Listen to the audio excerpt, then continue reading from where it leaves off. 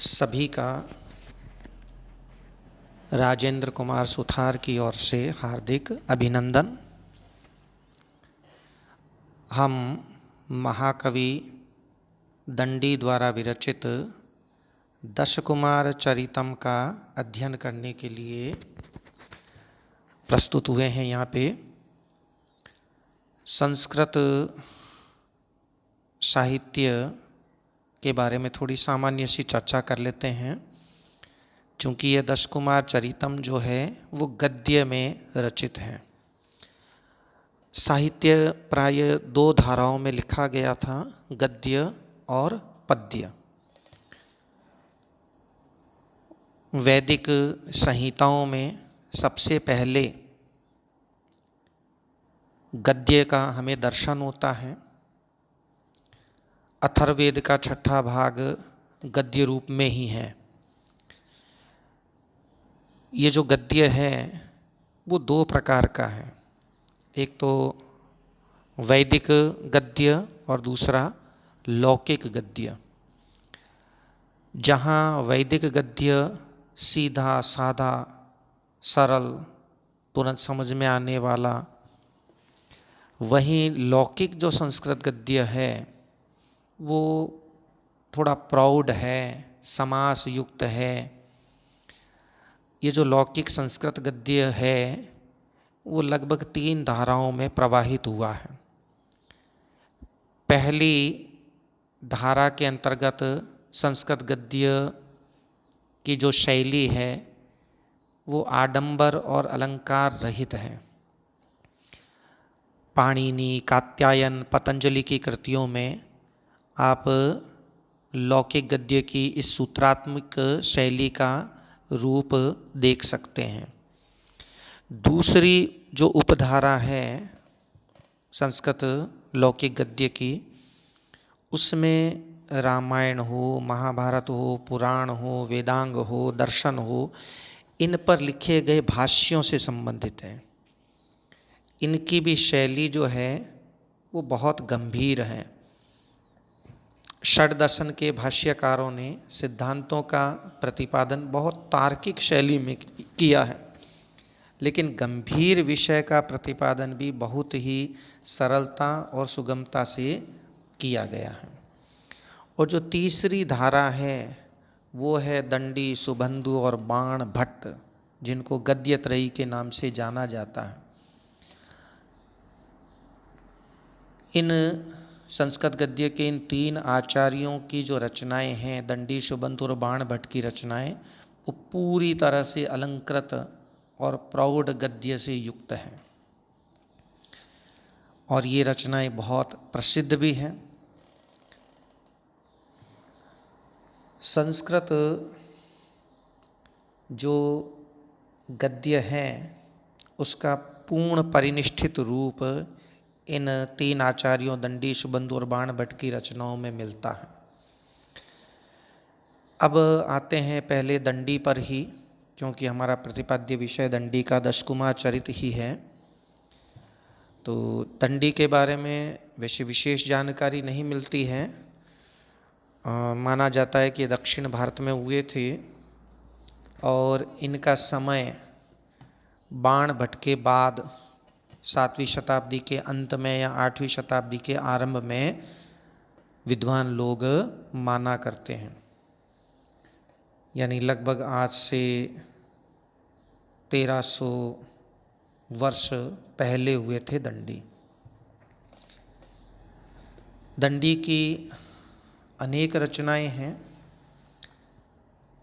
उनमें दश कुमार चरितम गद्यमय रचना है, वो बहुत प्रसिद्ध है।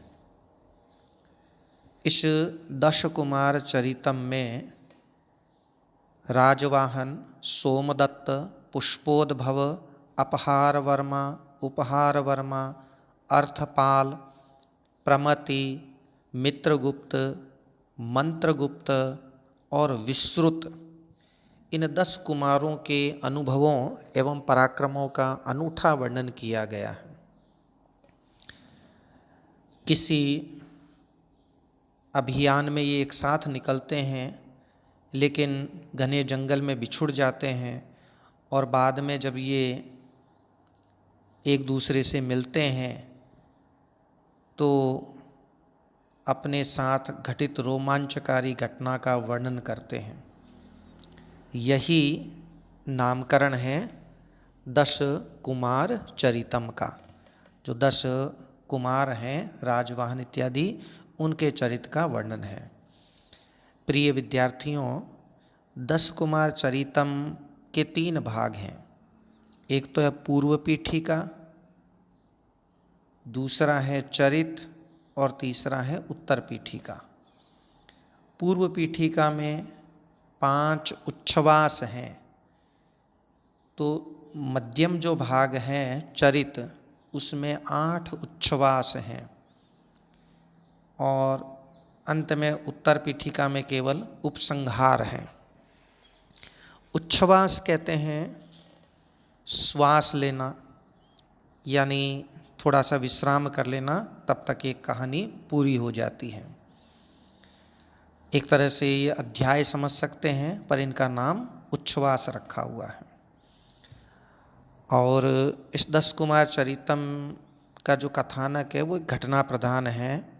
नाना प्रकार की रोमांचकारी घटनाएं पाठकों के हृदय को उद्वेलित करती है और दंडी ने पाठकों को आकर्षित करने के लिए बहुत सरल, सुबोध, रोचक शैली काम में ली है। कथानक के अनुसार ही धारा प्रवाह वर्णन होता है। कहीं चोरी की कला है तो कहीं अच्छे मंत्रियों का सदुपदेश है, कहीं कुमंत्रियों की कुमंत्रणा है और कहीं सीधे साधे लोगों का चरित्र है। कहीं इसमें आपको शिष्ट हास्य मिलेगा, कहीं मार्मिक व्यंग्य मिलेगा, तो कहीं गंभीरता मिलेगी। रोमांच और साहस से जो भरी हुई घटनाएं हैं तो उनमें छल भी है, कपट भी है, मार काट भी है, झूठ, साच सब मिला हुआ है। राजनीति का अंतरंग वर्णन देखना हो, काम शास्त्र के गूढ़ रहस्य देखने हों, चौर्य शास्त्र की अद्भुत बातें देखनी हों, तो दंडी का 10 कुमार चरित्र पढ़ने योग्य है। ऐसा लगता है कि दंडी बहुत विद्याओं के और शास्त्रों के पारंगत पंडित थे। और 10 कुमार चरित्र की ये कथाएं जो हैं वो एक दूसरे से संबंधित हैं, कहीं कोई अवरोध नहीं होता है। अब हमारा जो प्रतिपाद्य विषय है 8वां उच्छ्वास, जिसे विश्रुत चरित्र के नाम से जाना जाता है, इसमें एक कुमार है जिसका नाम है विश्रुत।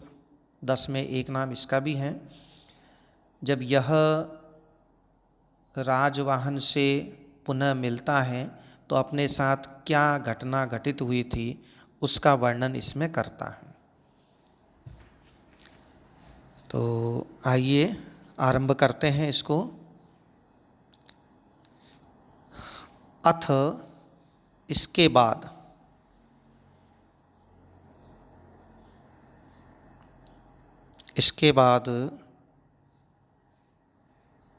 सोऽपि आचचक्षे, सोऽपि वह भी, वह का मतलब यहाँ कुमार विश्रुत से है, वह भी आचचक्षे कहने लगा, अपनी बात बताने लगा। उसने कहा, देव, हे महाराज, हे पूजनीय। वह अपने जो साथी राजकुमार हैं राजवाहन, उनको कह रहा है कि हे देव, हे महाराज, मयापि, मैंने भी, परिभ्रमता, भ्रमण करते हुए, विंध्याटव्याम, विंध्याटवी में, विंध्य अटवी का नाम है, जंगल का नाम है, तो मयापि, मैंने भी, परिभ्रमता, भ्रमण करते हुए, विंध्याटव्याम, विंध्याटवी में, क्वपि कुमारः, किसी कुमार को,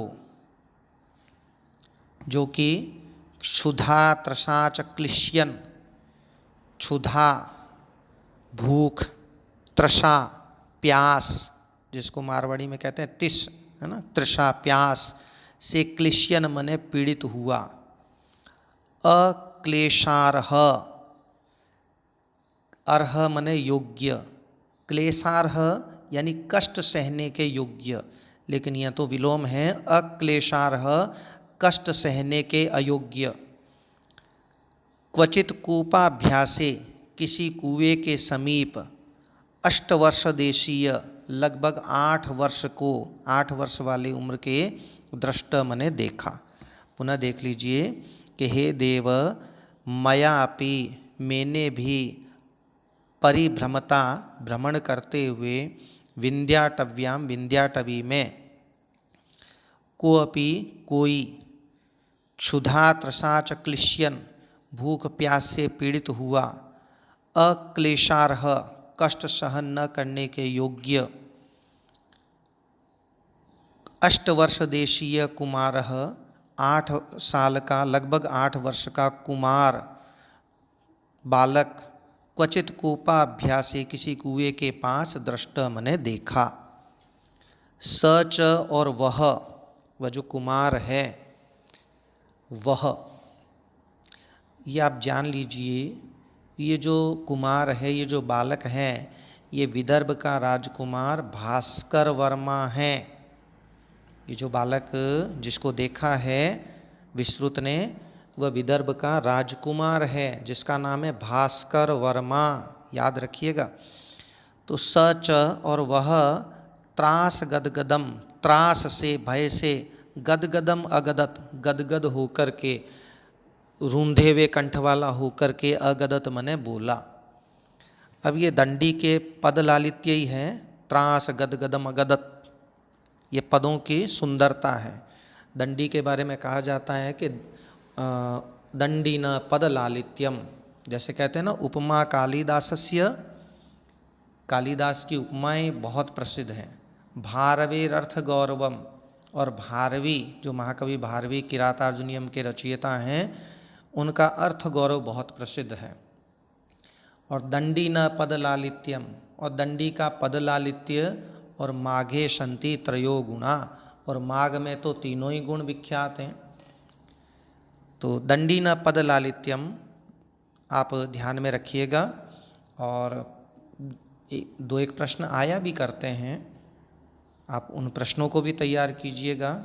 एक तो विस्तृत चरितम कथा का सारांश आप जरूर तैयार करें। दूसरा, पद लालित्य संबंधी जो प्रश्न आया करता है उसे तैयार करें। एक प्रश्न गद्यम कवीनाम निक्सम वदंती, इस उक्ति पर भी आता है, तो आप ये 2-3 प्रश्न अच्छी तरह से तैयार कर लें। तो त्रास गदगदम अगदत, डर से अवरुद्ध कंठ वाला होकर के, गदगद होकर के, अगदत मने बोला।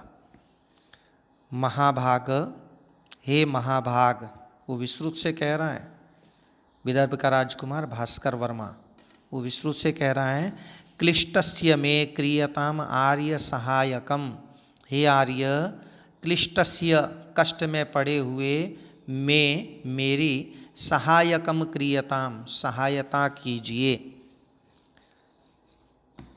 अस्य इस में मेरी, प्राणापहारिणीम पिपासाम प्राणों का हरण करने वाली, पिपासाम प्यास को, प्रतिकर्तुम दूर करने के लिए, मुझे बहुत जोर की प्यास लगी थी कि प्राण निकलने वाले थे, तो मैं मेरी प्राणापहारिणीम पिपासाम प्राणों का अपहरण करने वाली प्यास को, प्रतिकर्तुम दूर करने के लिए, उदकम उदंचन, उदकम पानी, उदंचन मने निकालता हुआ, पानी निकालता हुआ, इह कूपे इस कुएं में, जो पास में ही है इस कुएं में, को अपि कोई, निष्कल वृद्ध बूढ़ा, ममेक शरणभूत जो मेरी एकमात्र शरण था, जिसका मैंने आश्रय ले रखा था, वह पतित मने गिर गया है। वो इह कूपे इस कुएं में पतित गिर गया है। तम अलम अस्मि नाहम उद्धर्तुम, तम उसको, उस वृद्ध व्यक्ति को जो मेरी शरण बना हुआ है, उसको उद्धर्तुम निकालने में, अहम मैं, न अलम अस्मि मैं अलम नहीं हूँ, मैं समर्थ नहीं हूँ, क्योंकि मैं तो छोटी उम्र का हूँ, लगभग 8 साल का ही हूँ, तो मैं कैसे निकाल सकता हूँ। तो ये आज हम पहले पार्ट में इतना ही गद्यांश देख रहे हैं। अगले पार्ट में फिर मिलेंगे, तब तक के लिए धन्यवाद।